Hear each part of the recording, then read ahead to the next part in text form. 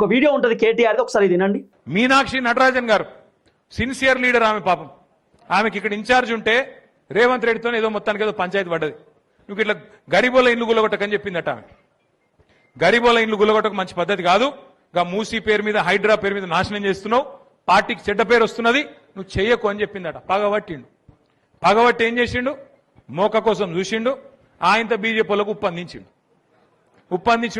ఆమె నామినేషన్ కూడా ఎగరగొట్టిండు. ఆమె మీద దొంగ కేసు పెట్టిండ్రు.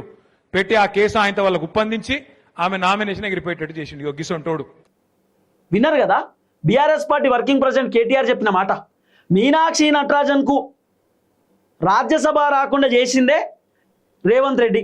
రేవంత్ రెడ్డి కుట్రలకు పాల్పడ్డాడు. మీనాక్షి నటరాజన్ హైడ్రా కూల్చివేతలు లేకు, పేదవాళ్ళని ఇల్లు కూల్చేకి ఇట్లా ఇబ్బంది పెట్టకు, కరెక్ట్ కాదని చెప్తే రేవంత్ రెడ్డికి నచ్చక కోపం వచ్చి మీనాక్షి పైన కుట్ర చేసింది అనేది కేటీఆర్ చెప్తున్న మాట.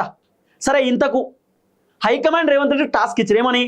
మీనాక్షి నటరాజన్ పైన కుట్ర చేసేటటువంటి వ్యక్తి పైన చర్యలు తీసుకోండి, ఆ వ్యక్తిని బయట పెట్టండి, ఆ వ్యక్తి పైన ఖచ్చితంగా మనం యాక్షన్ తీసుకోవాలని చెప్పి రేవంత్ రెడ్డికి టాస్క్ ఇచ్చారు.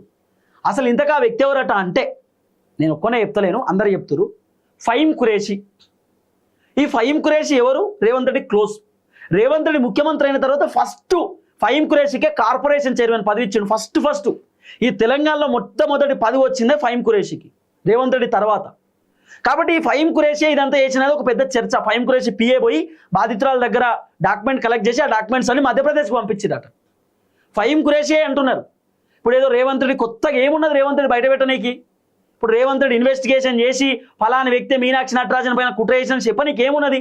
ఫహీం ఖురేషీ అని రేవంత్ రెడ్డి తెలిసిన రేవంత్ రెడ్డి చెప్పాడు. ఎందుకు చెప్పాడంటే రేవంత్ రెడ్డికి ఫీల్ క్లోజు. పొద్దుగాల లేసే రేవంత్ అన్న ఫహీం ఖురేషీ ఒకటే దగ్గర కూర్చుంటారు, ఒకటే టేబుల్ మీద తింటారు. కాబట్టి రేవంత్ రెడ్డి అంత ఈజీగా ఫహీం ఖురేషీ పేరు చెప్పే అవకాశాలు ఉండకపోవచ్చు. ఆల్రెడీ దొంగ దొరికిండు, మళ్ళీ ఇక దొంగను పట్టుకోమని చెప్పుడు ఏంది? ఇప్పుడు దొంగ దొరికినాక మళ్ళీ కొత్త దొంగను పట్టుకోమని ఎడికెళ్ళి పట్టుకుంటాడు రేవంత్ అన్న. ఇప్పుడు చాలామంది చెప్తున్న మాట, ఆ బ్లాక్ షీప్ ఫహీం ఖురేషీ అంటున్నారు. ఫహీం ఖురేషీ ఇదంతా చేసిండు.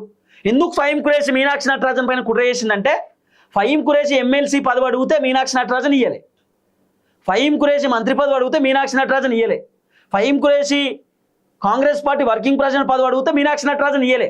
మీనాక్షి నటరాజన్ పదవులు రాకుండా అడ్డుకున్నది. మరి మీనాక్షి నటరాజన్కి ఎట్లా పదవి వస్తుంది? మీనాక్షి పదవి కూడా నేను అడ్డుకుంటా అనే ఆలోచనతో ఫహీం ఖురేషీ మీనాక్షి పైన కుట్ర చేసిన ఒక పెద్ద వార్త ఇప్పుడు.